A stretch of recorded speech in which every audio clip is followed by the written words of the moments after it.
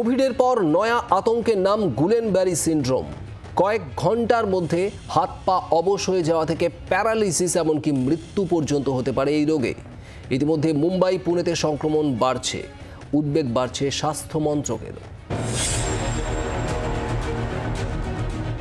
প্রথমে হাত বা পা থেকে শুরু, কয়েক ঘন্টার মধ্যেই প্রায় পুরো শরীর অবশ বা প্যারালাইজড।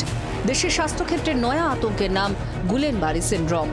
ভাইরাস বা ব্যাকটেরিয়া সংক্রমণ থাকলে গুলেনবারি সিন্ড্রোমে আক্রান্ত হওয়ার সম্ভাবনা।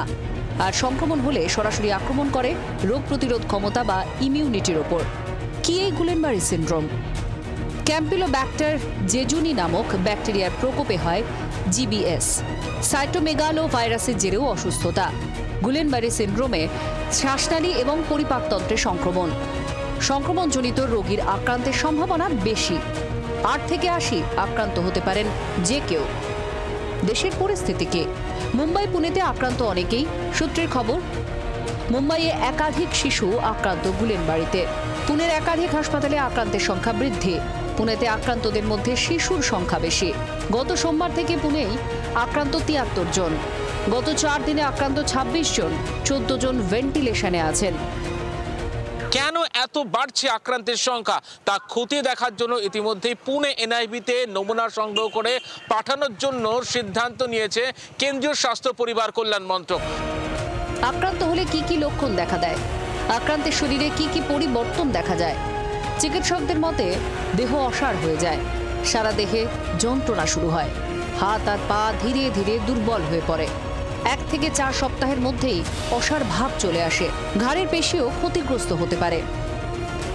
হঠাৎ করে বা ধরুন কয়েক ঘন্টার মধ্যে শুরু হবে, মানে ধরুন আগে আস্তে আস্তে দেখলেন যে আজকে আপনার মানে ঘুম থেকে উঠলেন বা যে কোনো সময় আপনি দেখলেন যে ভালোই ছিলেন, হঠাৎ করে দেখছেন পায়ের পাতাটা যেন কিরকম একটা লুজ লাগছে, পায়ে চটি ধরতে পারছেন না। তার কয়েক ঘন্টার মধ্যে দেখলেন আপনি বসে উঠতে পারছেন না। তারপরে দেখলেন অপর পাটাও একই রকম শুরু হলো। তার সাথে সাথে দেখলেন আস্তে আস্তে কিছুক্ষণ যেতে যেতে আপনি এপাশ ওপাশ ঘুরতে পারছেন না, বসে উঠতে পারছেন না, হাতে যে জিনিস ধরছিলেন সেটা ধরার জোরটা কমে যাচ্ছে। আক্রান্ত হলে কি কি হতে পারে? কি দেখে বুঝবেন যে আপনার গুলেনবারি সিন্ড্রোম হতে পারে? চিকিৎসকরা বলছেন কবজিতে ঝিনঝিন ভাব, হাত আর পায়ে হতে পারে দুর্বলতা, হাঁটা চলায় ভারসাম্যের অভাব দেখা দিতে পারে, আর সিঁড়িতে উঠতে অসুবিধে হবে। কথা বলা, চিবোনো বা খাবার গিলতে সমস্যা দেখা দিতে পারে। বুক ধড়ফড় করা, প্যারালিসিস হওয়ার সম্ভাবনা, এমনকি মৃত্যুও হতে পারে। খাবার দাবার, বিশেষ করে হাইজিন, ভালো করে হাত ধোয়া খাওয়ার আগে, যে কোনো জিনিস মানে বাইরের খাওয়ার আগে সেটা দেখে নেওয়া যে সেটার হাইজিন স্ট্যাটাস কীরকম। বিশেষ করে এই ব্যাকটেরিয়াগুলো কিন্তু এরকম মানে এই হাইজিন প্র্যাকটিসগুলো করলে আমরা অনেকভাবে আটকাতে পারি। চিকিৎসকরা জানাচ্ছেন গুলেনবারি সিন্ড্রোমে আক্রান্ত হলে আইভি ইমিউনোগ্লোবিউলিন প্রয়োগ করা হয়। ব্যবহার করা হয় প্লাজমা এক্সচেঞ্জ পদ্ধতিও। চিকিৎসকরা বলছে এটি নিউরোলজিক্যাল ডিসঅর্ডার, কোনো সংক্রমণ থেকে হতে পারে। সেক্ষেত্রে আগে থেকে চিকিৎসকের পরামর্শ নেওয়ার জন্য তারা আবেদন জানাচ্ছেন। ক্যামেরায় বুবাইয়ের সঙ্গে অয়ন শর্মা, জি 24 ঘন্টা, কলকাতা। বাংলার আওয়াজ, বাঙালির আবেগ, জি 24 ঘন্টা।